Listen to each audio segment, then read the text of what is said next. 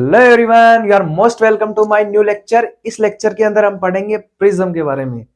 Prism के बारे में हम डिटेल से जानेंगे। तो सेशन को स्टार्ट करते हैं। तो लेट्स स्टार्ट दिस सेशन। बात करते हैं प्रिज्म के बारे में।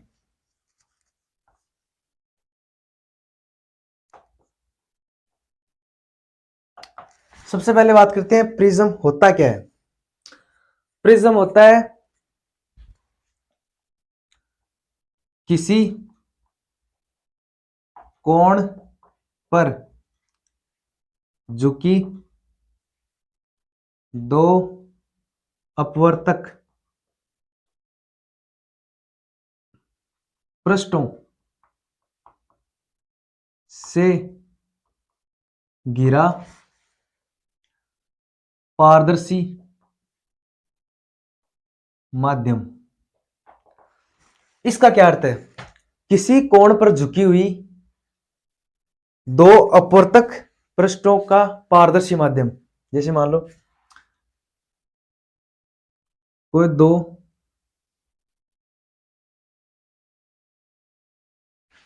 अपवर्तक पृष्ठ है, ठीक है।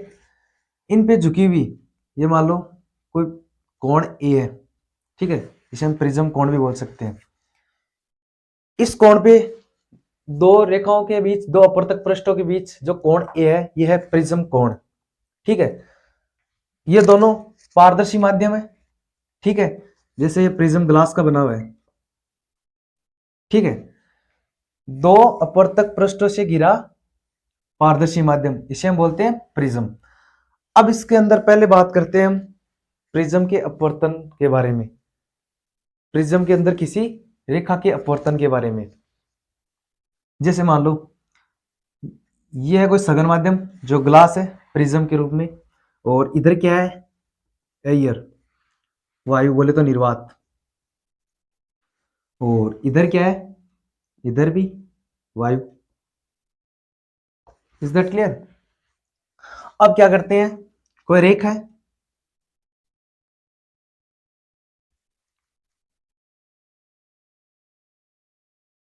कोई रेखा है जो विरल माध्यम से सघन माध्यम में प्रवेश कर रही है, तो वो क्या होती है? जैसे मान लो ये कोई विलंब है,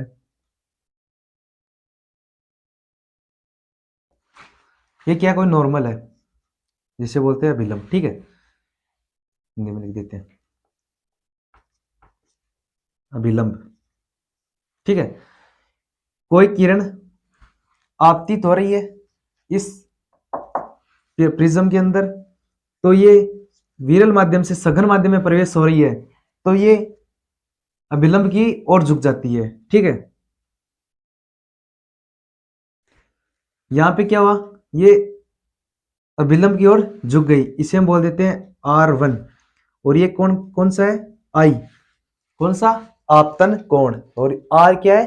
अपवर्तन कोण, ठीक है। यहां पे लिख देते हैं I क्या है? आपतन कोण। और R क्या है? R1 अपवर्तन कोण, ठीक है। अब आगे क्या होती है? जो किरण है वो सघन माध्यम से विरल माध्यम की ओर जा रही है, तो ये क्या होगी? अभिलंब से दूर हट जाएगी। ये क्या है इसका? अभिलंब, और अभिलंब से दूर हट जाएगी, तो यहां पे क्या आएगा? इसका निर्गत कोण ई। इसे हम ई को बोलते हैं निर्गत निर्गत कोण। अब आगे बात करते हैं कि यह किरण कितनी विचलित हुई है उस चीज के बारे में। देखो, उसे इस डायरेक्शन में जाना चाहिए था, परंतु यह अपवर्तित होकर अभिलंब की ओर झुक गई, ठीक है। और इस साइड देखो, जो ये किरण इतनी विचलित हुई है, इसकी पहले की डायरेक्शन ये थी। इसका मतलब इस किरण का विचलन, टोटल विचलन कितना रहा? ये, इसे हम बोलेंगे इसे डेल से। डेल क्या है? विचलन कोण। विचलन कोण। देखो, कोई किरण अपवर्तित हो आपतित हुई, इसके अंदर अपवर्तित होते हुए बाहर निकल गई, ठीक है। इसमें टोटल विचलन कितना है उस चीज के बारे में बात करते हैं। और R1 यहाँ पे इस ये क्या हो जाएगा R2, ठीक है। अब देखिए यहां पे ये कोण, ये दोनों कोण I और R1, इनके सामने वाले क्या है शीर्षाभिमुख कोण। तो ये कोण कितना आएगा I माइनस R1, ठीक है। ये पूरा कोण, ये कोण और ये कोण दोनों बराबर होते हैं, शीर्षाभिमुख कोण होते हैं। तो इसमें से पूरे I में से R1 को घटा देंगे तो ये कोण आ जाएगा, ठीक है। इसी तरह सेम इधर I माइनस R2, ठीक है। और R1 R2 क्या है यहाँ पे अपवर्तन कोण। अब इन कोणों के बीच में एक संबंध होता है, क्या होता है, जो A, जो प्रिज्म कोण है A, ये क्या रहता है जो R1 और R2 के योग के बराबर रहता है, R1 प्लस R2 के, ये प्रिज्म की प्रॉपर्टी होती है, ठीक है। और एक प्रॉपर्टी और रहती है इसके अंदर, जो ये डेल है, जो I प्लस E, जो आपतन कोण है, और E जो निर्गत कोण है, इनका योग किसके बराबर आता है प्रिज्म कोण प्लस डेल जो विचलन कोण है उसके बराबर। ये दो प्रॉपर्टी होती है।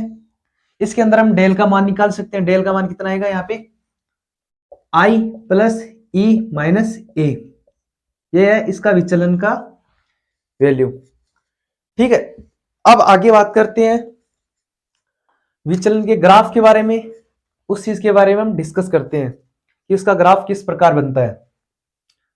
जैसे मान लो ये क्या रहेगा आपतन कोण, ठीक है। आपतन कोण क्या I, और यहां पे क्या रहेगा डेल। डेल क्या था विचलन कोण, ये क्या है विचलन कोण, ठीक है। इन दोनों के बीच कैसा ग्राफ आएगा ऐसा, ठीक है। अब इसमें मिनिमम कब होगा, ये डेल है वो मिनिमम कब होगा यहां पे इस रेखा में। यहां पे क्या है डेल मिनिमम, डेल हम से प्रदर्शित करते हैं इसको। और ये कौन सी पोजीशन पर रहेगा I बराबर, कौन सी पोजीशन रहेगी इसकी I बराबर R पे, या फिर हम बोल सकते हैं इस पे, ठीक है। अब इसमें आगे बात करते हैं, यहां पे I नहीं, I यहां पे R, जो E है निर्गत कोण और जो आपतन कोण है दोनों बराबर होंगे, उस स्थिति में ये डेल मिनिमम आएगा। इसके बारे में हम आगे बात करते हैं। यहां पे मिनिमम कब आएगा उस चीज के बारे में हम डिस्कस करते हैं। मिनिमम विचलन कोण, न्यूनतम विचलन कोण, ठीक है। न्यूनतम विचलन कोण के बारे में बात करते हैं। इसकी एक कंडीशन होती है क्या I बराबर E बराबर R1 बराबर R2 और R। ये R किसके बराबर आएगा R बराबर आएगा A/2, यानी जो A जो प्रिज्म कोण है उसका हाफ, उसमें ये कंडीशन रहेगी। और I के लिए कौन सी कंडीशन रहेगी A plus delta M upon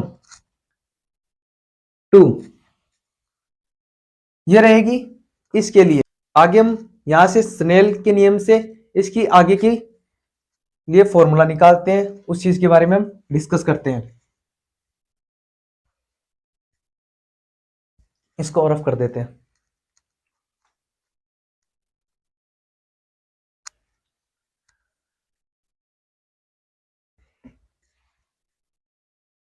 यहां क्या आगे, यहां से हम स्नेल का नियम का प्रयोग कर सकते हैं।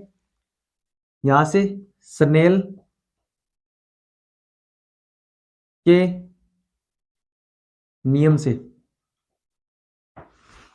स्लेन के नियम से क्या आएगा, जो अपवर्तनांक है उसकी वैल्यू आएगी म्यू। अपवर्तनांक जो प्रिज्म का अपवर्तनांक है उस यहां से इसकी वैल्यू आएगी।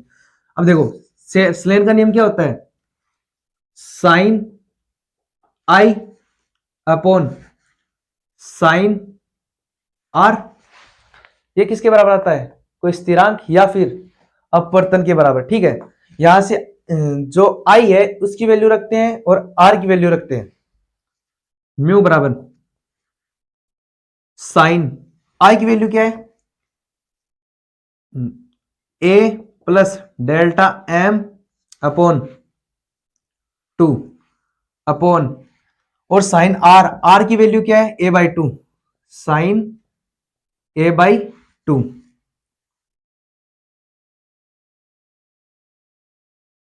और यहां पे म्यू क्या है, प्रिज्म का अपवर्तनांक, प्रिज्म के पदार्थ का अपवर्तनांक। ठीक है, यहां से हम म्यू से प्रिज्म का जो अपवर्तनांक है उसकी वैल्यू कैलकुलेट कर सकते हैं। आगे हम इस पे एग्जांपल करेंगे तो ये चीज आपके ज्यादा समझ में आएगी। अब आगे बात करते हैं जो डेल एम है इसकी वैल्यू की। डेल एम की वैल्यू के लिए डेल एम, यहां से म्यू बराबर कितना आएगा, A plus delta M by two upon कितना, ए बाई टू। ठीक है, तो म्यू बराबर यहां से 2 से 2 कैंसिल आउट हो जाएगा और ये कितना आएगा, A plus delta M upon A. Delta M को कैलकुलेट करने के लिए एक को इधर भेजना पड़ेगा, ये यहां पे डिवाइड में और यहां पे क्या आ जाएगा, इनटू में, तो ये हो जाएगा म्यू ए, म्यू ए बराबर ए प्लस डेल्टा एम, और ए को इधर भेज देने पर ये पॉजिटिव इधर नेगेटिव में आ जाएगा, म्यू ए बराबर माइनस ए बराबर डेल्टा एम। यहां से डेल्टा एम की वैल्यू कैलकुलेट हो जाएगी, यहां से ए कॉमन भी ले सकते हैं, तो यहां से टोटल डेल्टा एम कितना आ जाएगा, यहां से ए कॉमन आ जाएगा म्यू माइनस 1। ये क्या है, डेल्टा मिनिमम। डेल्टा मिनिमम किस कलर के लिए होता है उसके बारे में हम आगे डिस्कस करेंगे, रेड कलर के लिए होता है, आगे हम इसके अंदर डिस्कस करेंगे। इससे पहले इससे रिलेटेड इक्वेशन करते हैं, इक्वेशन करते हैं।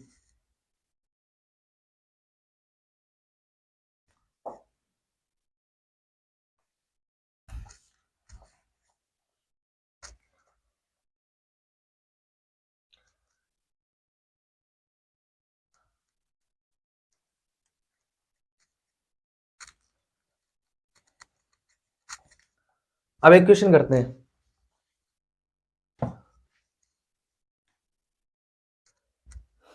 एक इससे फॉर्मूले से रिलेटेड इक्वेशन करते हैं। जैसे मान लो हमारे पास जो म्यू है वो कितना दे रखा है, √3 वाली कांच के प्रिज्म, प्रिज्म का न्यूनतम विचलन कोण, विचलन कोण इसके इसके अपवर्तन कोण, इसके अपवर्तन कोण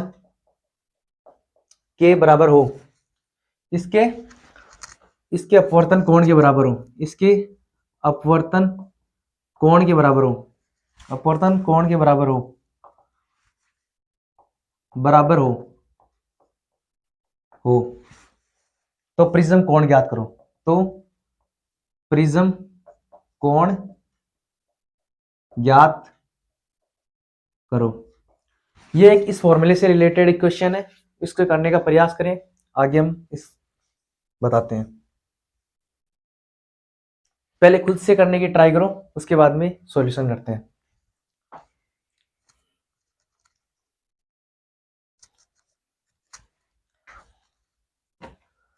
देखिए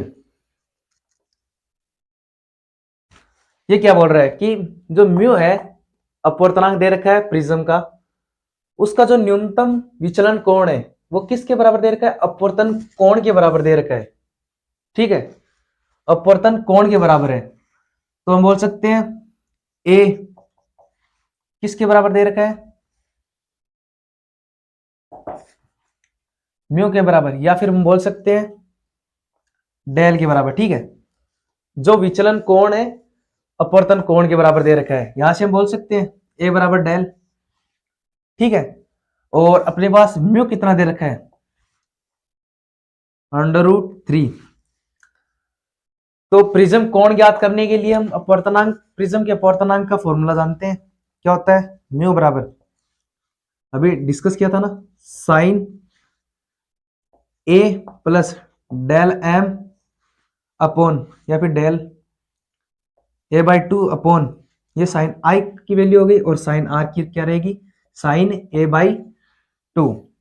तो यहां से हमको दे रखा है कि जो a है वो किसके बराबर है? डेल के बराबर। ठीक है, तो हम डेल की जगह 1 को पुट कर सकते हैं। ठीक है, यहां पे मैंने 1 को पुट कर दिया। ठीक है, अब यहां से ये कितना हो गया? 2a। ठीक है, यहां से ये कितना हो गया?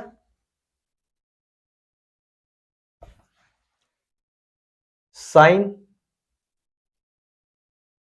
2a/2 upon sine a/2। ठीक है, अब 2a/2, ये 2 से 2 कैंसिल हो जाएगा, यहां पे क्या बचेगा? यहां पे बचेगा साइन ए। अब हम साइन ए को क्या लिख सकते हैं? देखो, साइन 2 थीटा का फॉर्मूला क्या था? बोल सकते हैं हम साइन 2a का फॉर्मूला क्या होता है? 2 साइन ए कोस ए। ठीक है, सेम इसी तरह इस कोण में 2 का भाग देने पर ये 2 तो कैंसिल आउट हो जाएगा। जैसे मान लो यहाँ पे भाग देंगे ना, तो ये 2 तो कैंसिल आउट हो जाएगा, और कोण में क्या होगा? 1 का भाग लग जाएगा, 2 का भाग लग जाएगा, सॉरी, यहाँ पे ए में 2 का भाग लग जाएगा। ठीक है, तो यहां से हम साइन ए की जगह क्या पुटअप कर सकते हैं? 2 साइन a/2 और कोस a/2। यहां पे पुटअप करने पर क्या आएगा? 2 साइन a/2 और कोस a/2 अपॉन साइन a/2। ठीक है, यहां से ये साइन a/2 से साइन a/2 कट जाएगा, और यहां पे क्या आएगा? म्यू बराबर 2 कोस a/2। ठीक है, यहां पे म्यू का मान कितना दे रखा है अपने को? √3। ठीक है, यहां से ये 2 इधर इंटू में, इधर से भाग में आ जाएगा, ये आएगा यहाँ पे 2। तो क्या हो गया? कोस a/2 बराबर क्या हो गया? √3/2। अब √3/2 को क्या लिख सकते हैं? या फिर कोस इनवर्स इधर बना लो। ठीक है, यहाँ पे ऐसे कर लो, √3/2 को हम क्या लिख सकते हैं? कोस 30 डिग्री। ठीक है, और यहां पे किसके बराबर है? कोस a/2 के बराबर। अब यहां से कोस कैंसिल आउट हो जाएगा, और a की वैल्यू कितनी आ जाएगी? a/2 बराबर कितना आ जाएगा? 30। और यहां पे प्रिज्म कोण कितना आ जाएगा? a बराबर कितना? ये 2 मल्टीप्लाई हो जाएगा 60 डिग्री। ये हमारे पास प्रिज्म कोण आया। अगर ऐसे क्वेश्चन आपको और चाहिए तो आप कमेंट बॉक्स में बता सकते हो। अब आगे बात करते हैं वर्ण विक्षेपण के बारे में। आगे बात करते हैं वर्ण विक्षेपण के बारे में।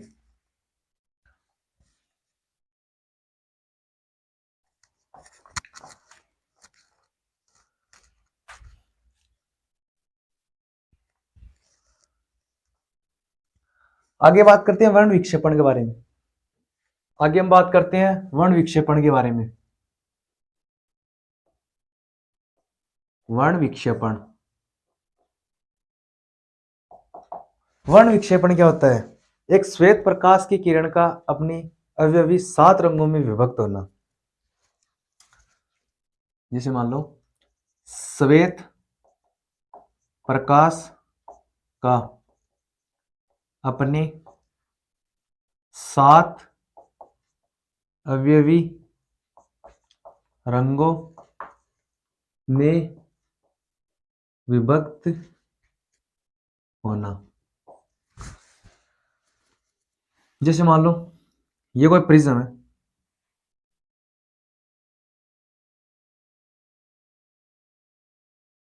ठीक है, ये कोई श्वेत किरण आ रही है,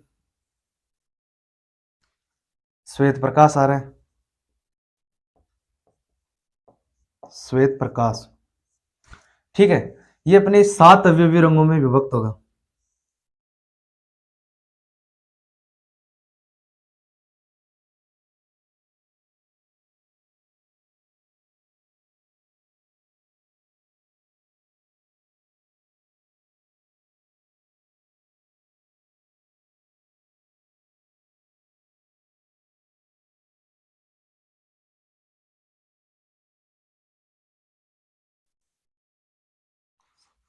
ठीक है, ये 7 रंगों में विभक्त होगा। इसका क्या रहेगा, पहला ये सबसे ज्यादा मैक्सिमम विस्थापन या फिर बोल सकते हैं विचलन सबसे ज्यादा बैंगनी का रहता है, वॉयलेट का, वॉयलेट, इंडिगो,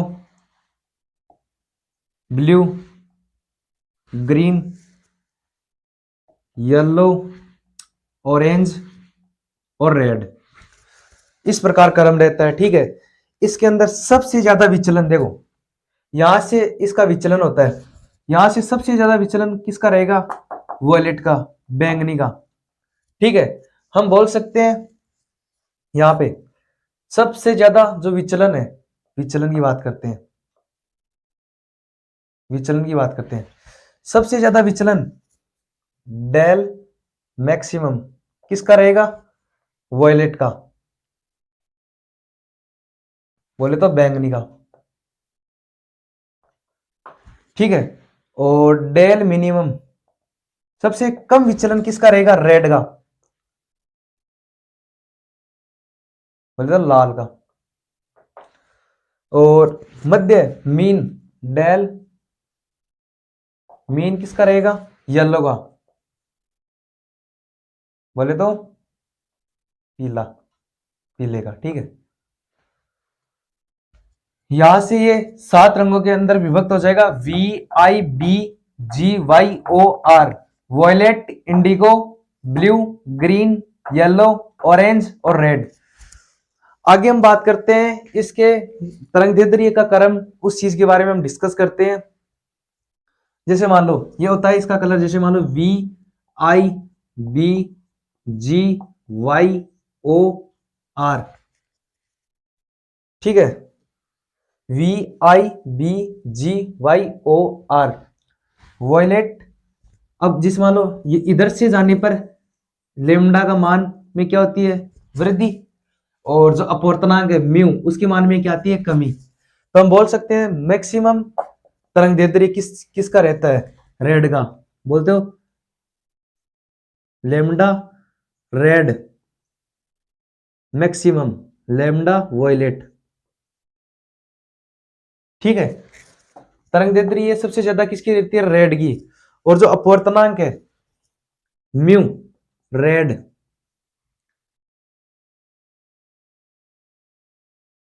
म्यू यानी इसका व्युत्क्रम है ना, लेमडा बढ़ रहा है और जो अपवर्तनांक है वो घट रहा है, तो अपवर्तनांक सबसे ज्यादा किसका रहेगा, वॉयलेट का। ठीक है, और विचलन भी सबसे ज्यादा किसका रहता है, विचलन सबसे ज्यादा किसका रहता है, बैंगनी रंग का। ठीक है, जो बैंगनी रंग की किरण है उसका विचलन सबसे ज्यादा होता है। अब आगे बात करते हैं कोणीय विक्षेपण के बारे में, आगे हम डिस्कस करते हैं कोणीय विक्षेपण के बारे में, कोणीय विक्षेपण के बारे में हम डिस्कस करते हैं। ठीक है,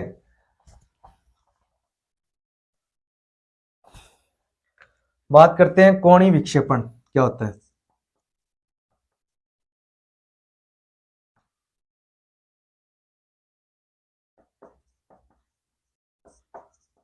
कोणीय विक्षेपण, कोणीय विक्षेपण क्या होता है, इसे हम थीटा से व्यक्त करते हैं। ये क्या होता है, डेल वी जो मैक्सिमम विचलन होता है वॉयलेट का वो, माइनस डेल आर मिनिमम विचलन रेखा रेड के लिए, ठीक है। इसे हम बोल सकते हैं डेल वी को हम क्या लिख सकते हैं, mu V minus 1 into A क्या है, प्रिज्म कोण, minus mu R minus 1 into A, ये हमने जो डेल मिनिमम है वहां से लिया है, ठीक है। डेल मिनिमम के लिए हमने फॉर्मूला लिखा था थोड़ी देर पहले वहां से, ठीक है। अब ए को अंदर मल्टीप्लाई कर देते हैं, म्यू वी ए माइनस ए, इस माइनस को अंदर मल्टीप्लाई करते हैं और ए को भी, ये क्या हो जाएगा, minus mu R A plus A, ये प्लस माइनस ए से प्लस ए कट जाएगा, यहां पे क्या बच जाएगा, mu V A minus mu R अब इंटू ए, यहां से ए कॉमन आ जाएगा तो फाइनली थीटा क्या आ जाएगा, A mu V minus mu R, ठीक है। और ये प्रिज्म कोण, ठीक है, mu V minus mu R, यहां पे म्यू वॉयलेट रंग का अपवर्तनांक है और म्यू रेड का अपवर्तनांक, ठीक है। अब बात करते हैं जो कोणीय विक्षेपण है वो किस किस पर निर्भर करता है, बात करते हैं इसकी निर्भरता की, ये किस किस पर निर्भर करता है। आगे बात करते हैं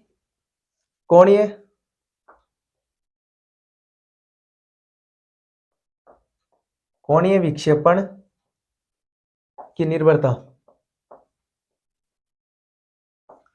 पहले किस पर करता है, जो प्रिज्म है उसके अपवर्तनांक पे, प्रिज्म के अपवर्तनांक पर।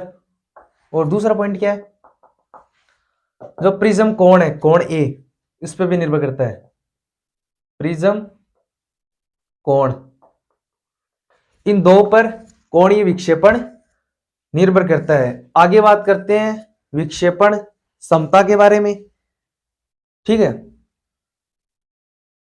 आगे बात करते हैं विक्षेपण समता के बारे में।